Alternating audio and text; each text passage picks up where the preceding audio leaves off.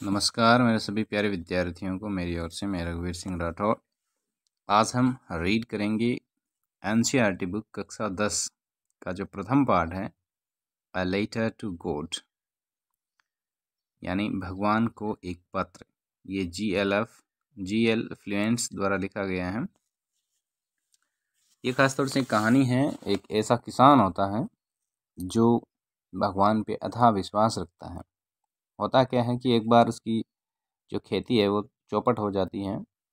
उस वजह से उसे पैसे की ज़रूरत पड़ती है और उसे लगता है कि इस दुनिया में पैसा और तो कोई दे नहीं सकता है, इसलिए मैं डायरेक्टली भगवान को पत्र लिख देता हूँ और भगवान मेरे लिए पैसे भेज देंगे। और ऐसा होता भी है, क्योंकि वहाँ का जो डाकिया था उसने उसके ऊपर दया की और वहाँ से पैसे जुटा करके भेजा। लेकिन इस कहानी का जो एंडिंग पॉइंट है वो बहुत ही मनोरंजक है। तो अब हम इसको रीड करते हैं। बिफोर यू रीड, पढ़ने से पहले हमें थोड़ा जान लेना चाहिए कि यहाँ क्या लिखा गया है। दे से यानी कहा जाता है फेथ कैन मूव माउंटेन्स, यानी जो विश्वास है वो पर्वतों को भी हिला सकता है। मूव का मतलब हिलाना, फेथ यानी विश्वास। But what should we put our faith in, लेकिन हम विश्वास रखें किस में, यानी कौन है ऐसा जिसमें हम संपूर्ण विश्वास रख सकते हैं, क्योंकि मानवों पर विश्वास या भरोसा नहीं किया जा सकता। यहाँ पे जो ये इंटरोगेटिव चिन्ह लगा हुआ है इसका मतलब ये प्रश्नवाचक है। हमें प्रश्न बनाना है कि हम विश्वास रखें किस में, ऐसा कौन सा व्यक्ति है। This is the question this story delicately poses, यानी ये जो प्रश्न है कि हम विश्वास रखें किस में, इस प्रश्न का इसमें जवाब है। इस प्रश्न का यहाँ पर बहुत ही विनम्रता के साथ में है प्रस्तुत किया गया है इसका जवाब। Lencho is a farmer who wrote a letter to God when his crop are ruined। Lencho is a farmer, Lencho एक किसान था। हु ये रिलेटिव प्रोनाउंस है जो खास तौर से व्यक्तियों के लिए आता है। Who writes a letter, who का मतलब जो है यहाँ, who writes a letter to God, वो एक पत्र लिखता है भगवान को।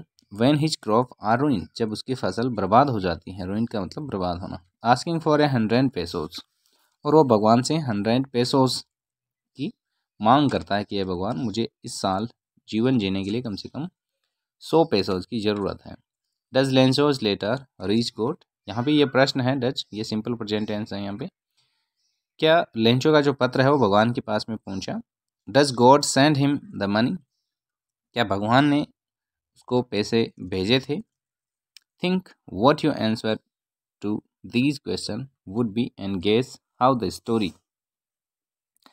आप इसने पढ़ना शुरू करें इससे पहले सोचिए, यानी इस प्रश्न के बारे में हमें सोचना है, गेस करना है, अनुमान लगाना है। हाउ द स्टोरी कंटिन्यू, यानी किस प्रकार से ये कहानी है जारी रही। Before you begin to read, यानी पढ़ने से पहले। एक्टिविटी यहाँ पे फर्स्ट देखेंगे हम। One of the cheapest ways to send money to someone is through the post office. One of the cheapest यानी सबसे सस्ता, वेज यानी रास्ता, सबसे सस्ता साधन क्या है टू सेंड मनी, यानी पैसे भेजने के लिए, to someone is through the post office, यानी सबसे सस्ता रास्ता क्या है जिसे हम किसी को पैसे भेज सकते हैं एक डाकघर के माध्यम से, अगर हम भेजना चाहते हैं तो।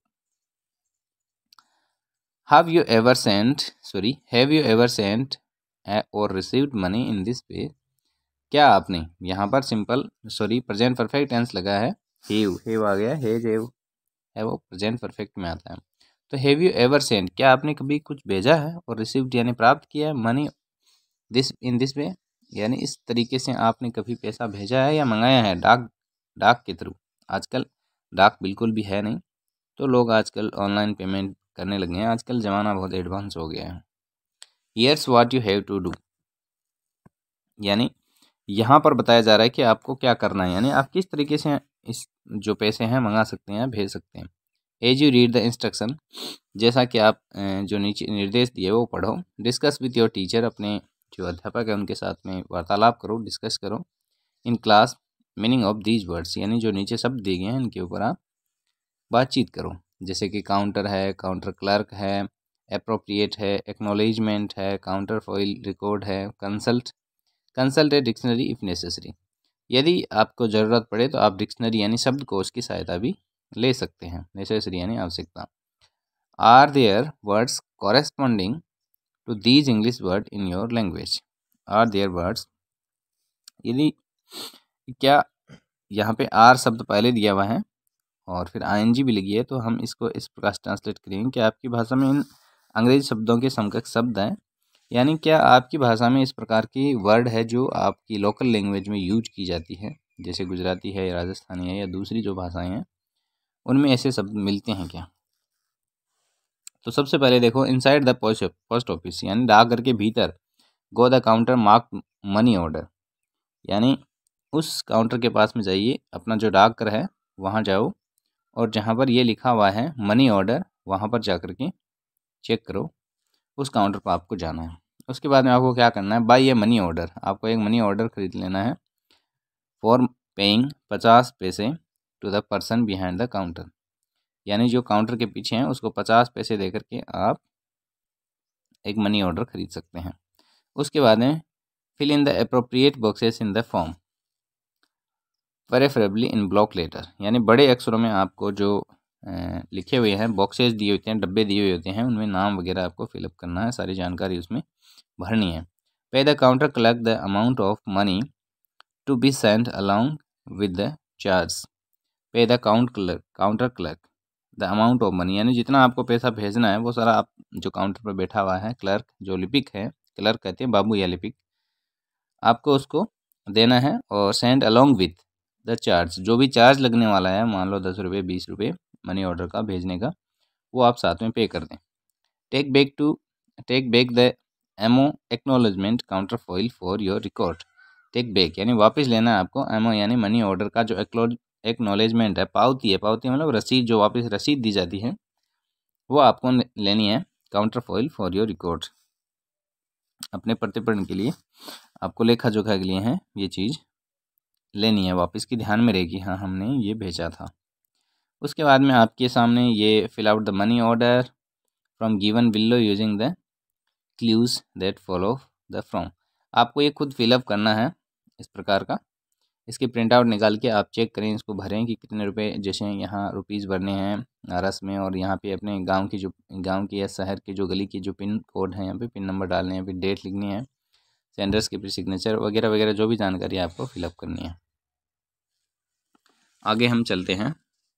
Think about who you will send the money to, how much, यानी आप सोचो कि हु विल यू सेंड, यानी आपको किसने पैसा भेजा इस तरीके से, एंड हाउ मच, और आपको कितना भेजा। You might want to send money for magazine subscription or to receive relative or a friend. यहाँ पे जो you might want to send money दिया है, ये माइट का मतलब सकना है, संभावना के तौर पे दिया गया है कि आप जो पैसा है वो भेज सकते हो। Want to send money, want का मतलब ऐसे चाहना होता है, आप भेज सकते हो या भेजना चाहते हो। फॉर ए मैगजीन सब्सक्रिप्शन, यानी जो पत्रिका है, मैगजीन का मतलब होता है पत्रिका, सब्सक्रिप्शन का मतलब होता है जब हम उसका ले लेते हैं सदस्यता, सब्सक्रिप्शन का मतलब सदस्यता। और to a relative or a friend, और अपने जो संबंधी है या मित्र के लिए आप इस तरह से हैं पैसे भेज सकते हो, या पत्रिका का जो सदस्यता लेने के लिए भी आप भेज सकते हो डाकघर की थ्रू। और you may fill out the form with yourself as sender and your partner as receiver, और यू मे फिल, और आप भर सकते हैं द फॉर्म, जो फॉर्म है, विथ योर सेल्फ, अपने आप द्वारा, या फिर एज ए सेंडर के तौर पे, और योर पार्टनर और as a receiver. Use a part of your pocket money, और अपना जो धन है पॉकेट का, जो पॉकेट मनी है, आप जेब खर्च है, उसका कुछ हिस्सा भी आप यूज कर सकते हैं इसमें। And submit the form at the nearest post office to see how it's done, और अपने जो नज़दीकी है इसमें सबमिट करने के लिए आप नज़दीकी जो पोस्ट ऑफिस है वहाँ पर भी इसे भेज सकते हैं, यहाँ से पर्सन पुटअप नहीं होंगे आपके। See how your partner enjoy getting money by post, और देखो कि आपका जो पार्टनर है, आपका जो साथी है, वो किस तरह से इस प्रकार प्राप्त हुआ धन को वो उसका एंजॉय करता है, उसको काम में लेता है। Notice that the form has 3 parts, ध्यान दीजिए कि जो फॉर्म है, जो आपका प्रारूप है, उसके 3 पार्ट हैं। The money order form, the part for official use and the acknowledgement what would you write in the space for communication. यहाँ पे एक तो पहला जो मनी ऑर्डर का जो पार्ट है वो है फॉरम है, उसके बाद में पार्ट फॉर ऑफिशियल यूज यानी जो ऑफिस के लोग हैं वहाँ पे कुछ लिखेंगे यहाँ पे, एंड लास्ट में एक्नॉलेजमेंट जो आपको पावती रसीद मिलेगी वापस। What would you write in the space for communication, जो संचार का साधन है बीच में जो खाली स्थान होता है जैसे हम लेटर लिखते हैं वहाँ पर हम क्या लिखेंगे। लेटर तो शायद आप लिखना जानते होंगे। तो इस प्रकार से ये नीचे कुछ परफॉर्मा दिया हुआ है। उसके बाद में आगे हम देखते हैं, आगे हम कहानी को कंटिन्यू करते हैं और कहानी को पढ़ते हैं। The house, the only one in the entire valley, set on the crest of A low hill. The house यानी जो घर था, the only one in the entire valley, entire का मतलब समूची, वैली यानी घाटी, पूरी घाटी में केवल और केवल ये अकेला घर था पूरी घाटी में, किसका, लेंचो का। Set on the crest of low hill, crest का मतलब होता है टॉप ऑफ ए हिल, जो पहाड़ी है उसकी चोटी के ठीक नीचे के आसपास या वहाँ पर है उसका घर है, वो एक पहाड़ी के ऊपर स्थित था। From this height one could see the river and the field of राइव corn dotted with the flower always promised a good harvest. From this height, और इस ऊंचाई से हैं, वन कुड सी कोई भी देख सकता था, कुड का मतलब सका, सकी, पाया, पाई, तो कोई भी देख सकता था। The river and the field, और जो नदी थी पास में वो, और ख़ास तौर से जो खेत थे, ऑफ राइव, राइव का मतलब पका होना, कॉर्न यानी मक्का, डोटेट यानी मक्कों के जो थे, डोटेट का मतलब है दाने, मक्कों को दानों को आसानी से देखा जा सकता था पहाड़ी के ऊपर से, इसलिए पहाड़ी के ऊपर घर बनाया गया था। With the flowers that always promised a good harvest, flowers that always promised यानी जो फूल थे वो हमेशा ये जैसे वादा ही करते थे कि फसल अच्छी आएगी, एकदम से अच्छी फसल उत्पादित होगी। हार्वेस्ट का मतलब यहाँ उत्पादन है। The only thing the earth needed was a downfall और एटलीस्ट ए सोवर, और जो खास तौर से जो मुख्य बात थी, द अर्थ नीडिड जो ज़मीन थी वो अभी चाह रही थी, downfall at the list a shower यानी एक हल्की फुल्की बरसात की आवश्यकता थी। सोवर का मतलब हल्की फुल्की बरसात होती है, उसे सोवर कहते हैं। तो अभी धरती को हल्का फुल्की एक बरसात की आवश्यकता थी। Through out the morning Lencho, और इसी बीच में जो सुबह के टाइम लेंचो है, who knew his field intimately had done nothing else but see the sky toward the north east. Who knew जो जानता था, हु न्यू का मतलब यहाँ जो जानता था, हिज फील्ड्स अपने खेतों को, इंटीमेटली अच्छी तरह से, had done nothing else but see the sky towards the north east, उसने देखा कि जो उत्तर पूर्व था उस और उसने ध्यान दिया, आकाश की तरफ उसने देखा कि क्या है वहाँ पर। ना we are really going to some water woman, यानी अब हम कुछ पानी प्राप्त करने वाले हैं। वुमन का मतलब वो किसी को संबोधित कर रहे हैं, किसी महिला को, कि अभी हमें कुछ पानी मिलने वाला है, अर्थात बरसात होने वाली है, बरसात हो सकती है, ऐसा वो अंदाज़ा लगा रही हैं। टू गेट सम वाटर का मतलब यहाँ पे बरसात आने की संभावना है। इसके बाद में the woman who was preparing super replied yes God willing. The woman who यानी जो महिला थी, जो उसकी पत्नी थी, वो भोजन तैयार कर रही थी। वाज प्रिपेयरिंग यानी तैयार कर रही थी, सुपर यानी रात्रि का भोजन, रिप्लाइड यस उसने उत्तर दिया हाँ, गॉड विलिंग यानी भगवान ने चाहा तो बरसात जरूर होगी। The older boys were working in the field यानी जो बड़ा लड़का था, वर वर्किंग यानी काम कर रहा था, past continuous, in the field यानी खेतों में।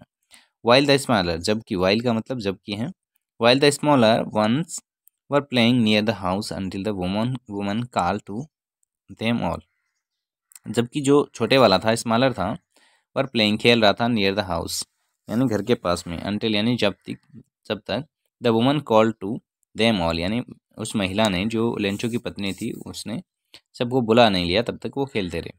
कम फॉर डिनर सारे डिनर के लिए आ जाओ यानी रात्रि के भोजन के लिए आ जाओ। It was during the meal और इसी दौरान यानी जो भोजन हो रहा था, वो सारे खाना खा रहे थे, मील यानी भोजन कर रहे थे, इसी के बीच में, was during, just as Lencho his had predict, just एक चीज़ का ध्यान रखें, जस्ट है ये पास्ट परफेक्ट टेंस में आता है, just as Lencho had predict, predict का मतलब अनुमान करना, जैसा लेंचो ने अनुमान लगाया था ठीक ठीक big drops of rains began to fall, यानी जो बड़ी बड़ी बूंदें थी बरसात की वो गिरने लगी थी। एक चीज़ ध्यान रखिए, अगर लगी शब्द आता है तो बिगन टू इस्तेमाल कर सकते हैं। In the north east huge mountains of cloud could be seen approaching, यानी इन द नॉर्थ ईस्ट यानी उत्तर पूर्व में ह्यूज माउंटेन्स ऑफ क्लाउड्स यानी बड़े बड़े पहाड़ जितने बादल हैं देखे जा सकते थे निकट आते हुए। अप्रोचिंग का मतलब निकट आते हुए। The air was fresh and sweet, जो हवा थी वो एकदम से शुद्ध और साफ थी, बिल्कुल मधुर थी। The man went out for no other reason than to have the pleasure of feeling the rain on his body, यानी द मैन वेंट आउट यानी जो आदमी था, जो लेंचो था, वो बाहर निकला। वेंट आउट का मतलब बाहर गया। फॉर नो अदर रीज़न, उसके पास में और कोई कारण नहीं था। देन, इसके बजाय, टू हैव द प्लेजर यानी वो लेना चाहता था, आनंद लेना चाहता था, of feeling the rain on his body, यानी जो बरसात की ठंडी हवा है वो किस प्रकार से आती है, कितनी खुशबूदार होती है, वो इस चीज़ को महसूस करने के लिए बाहर गया। एक चीज़ का ध्यान रखिए, किसान के लिए बरसात बहुत ही आनंददायक होती है, बहुत ज़्यादा।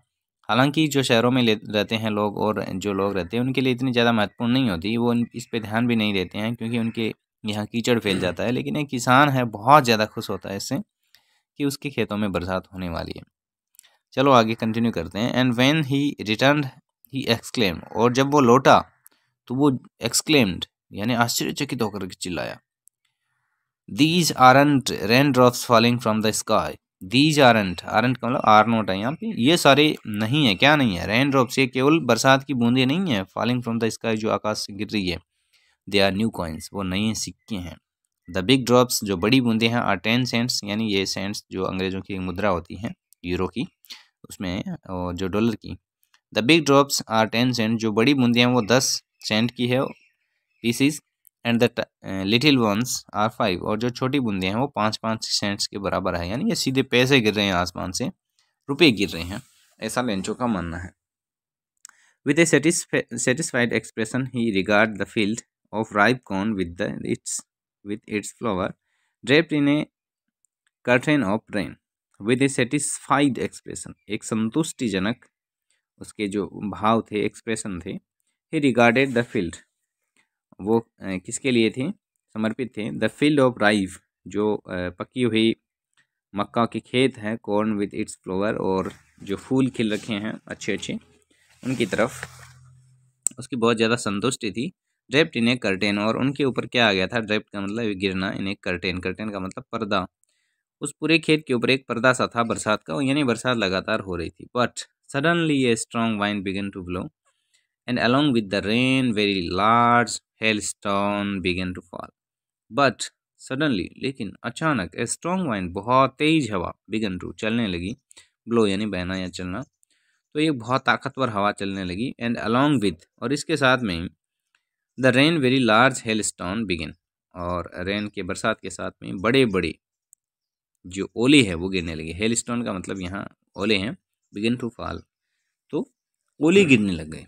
These truly did resemble new silver coin, और ये बिल्कुल ठीक एकदम से ऐसा लग रहा था जैसे कि चांदी के सिक्के गिर रहे हैं ऊपर से। The boys exposing themselves to the rain run out to collect the frozen pails, और जो बच्चे थे वो अपने आप को रोक नहीं पाए और बाहर भाग गए, और जो नए जमे हुए ओले थे, पर्ल्स जो मोती थे, ओले थे मोती के समान, उनको वो इकट्ठा करने लग गए जो लेंचो के बच्चे थे। It's really getting bad now exclaimed the man, it's really getting bad now, यानी अब ये बुरी स्थिति हो गई है, बहुत ही ख़राब स्थिति हो गई है, क्योंकि ओले गिरने से दिक्कत हो रही है, फसल नष्ट होती जा रही है, और ये किसान के लिए तो किसी मौत से कम नहीं है। यानी वो अपनी नष्ट होती हुई फसल को जब देखता है तो उसे ऐसा लगता है कि कोई उसका गला दबा रहा है। एक्सक्लेम्ड द मैन, यानी जो लेंचो था वो चिल्लाया, एक्सक्लेम्ड का मतलब आश्चर्य से चिल्लाया। I hope it Passage quickly, I hope मैं आशा करता हूँ, इट पासेज यानी ये गुजर जाएगा, क्विकली यानी जल्दी ही। It did not pass quickly, लेकिन ये जल्दी नहीं गुजरा, यानी जो तूफान था वो चलता रहा। फॉर एन आवर, 1 घंटे तक। द हेल रेंड, यानी जो हेल थे, जो ओले थे, वो रेंड ऑन द हाउस, यानी घर के ऊपर बरसते रहे। द गार्डन, बगीचे के ऊपर। द हिल साइड, पहाड़ी के ऊपर। द कॉर्नफील्ड, मक्के के खेत में। ऑन द होल वैली, पूरी पूरी जो घाटी थी वो ओलों से पटी पड़ी थी, पूरी भरी हुई थी। द फील्ड वाज वाइट, और जो खेत था एकदम से सफ़ेद हो गया था। As if covered with salt, जैसा ऐसा लग रहा था जैसे कि मान लो किसी ने नमक बिछा दिया हो पूरी ज़मीन के ऊपर। जैसा कि आप चित्र में भी देख पा रहे हैं कि लेंचों के पीछे सारी ज़मीन सफ़ेद हो गई थी। Not a leaf remained on the trees, एक भी पत्ता नहीं बचा था। रिमेंड का मतलब रहना, एक भी पत्ता नहीं रहा था, बचा था पेड़ों के ऊपर। The corn was totally destroyed, जो मक्के थे वो पूरे के पूरे नष्ट हो गए थे। The flower were gone from the plants, और जो प्लांट्स जो पौधों के ऊपर जो फ्लावर थे वर गॉन चले गए थे, टूट गए थे। Lencho's soul was filled with sadness, और जो लेंचो की जो सोल थी, आत्मा थी, वाज फिल्ड विथ सैडनेस, दुखी हो गई थी, एकदम से लेंचो दुखी हो गया था। When the storm had passed, जब जब जो तूफान था वो गुजर गया। He stood in the middle of the field and said to his sons, वह एकदम से खेत के बीच में खड़ा हो गया और अपने पुत्रों से बोला, ए प्लेग्यू ऑफ लॉकस, प्लेग्यू का मतलब होता है दल, ए प्लेग्यू ऑफ लॉकस वुड, यानी जो एक टिड्डी दल होता है। लॉकस का मतलब टिड्डी होता है, छोटे छोटे छोटे छोटे ऐसे कीड़े मकोड़े जैसे कीड़े होते हैं जो पत्तों को खा जाते हैं, बुरी तरह से फसलों को खा जाते हैं।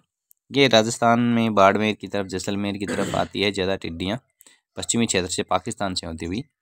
तो यहाँ पे भी टिड्डी की बात कर रहा है ये लेंचो कि a plague of locusts would have left more than this, यानी अगर कोई टिड्डी दल आता वो भी इसे ज़्यादा छोड़ देता, इसने तो सब कुछ बर्बाद कर दिया। The hail has left nothing, इन जो जो औले हैं इन्होंने तो कुछ नहीं छोड़ा पीछे, एकदम से सारा का सारा नष्ट हो गया। This year will be have no corn, इस साल कोई मक्का नहीं होगा, यानी मक्के की फसल नहीं होगी। That night was a sorrowful one, और वो रात्रि बहुत दुखद थी। आल आवर वर्क फॉर नथिंग, और जो हमारा सारा कार्य है वो बर्बाद हो गया, जितनी हमने मेहनत की थी जुताई करने में, उनको सफाई करने में, सब कुछ नष्ट हो गया। There no one who can help us, और इस घाटी में कोई नहीं है, दूर दूर तक नज़र देख लो भले ही, केवल अकेला घर है अपना, तो इसलिए हमारी कोई सहायता भी नहीं कर पाएगा। Well all go hungry, we all है, माफ़ी चाहूँगा, वी सेल है, यहाँ पे वी के साथ में सेल लगा हुआ है तो ये इसको बोलते हैं व्याल। व्याल आल गो हंग्री दिस ईयर, और हम सब इस साल भूखे मरने वाले हैं, यानी हमारे पास में कुछ नहीं बचा है खाने के लिए। आगे कुछ प्रश्न भी दिए हुए हैं, ओरल कंप्रहेंशन चेक है, आपको मौखिक चेक करनी है इनको। कि पहला प्रश्न है what did Lencho hope for, और लेंचो ने है किसकी आशा की थी, पहला प्रश्न है, आपको जवाब देना है। व्हाई डिड लेंचो से the rain drop were like new coins, why did Lencho से, यानी लेंचो ने ऐसा क्यों कहा कि जो ये बरसात की बूंदें हैं वो ठीक सिक्कों की तरह दिखती हैं। तीसरा प्रश्न है how did the rain change, यानी जो बरसात है वो किस प्रकार से चेंज हो गई। What happened to Lencho's field, और जो लेंचो का खेत है वहाँ पर क्या घटित हुआ।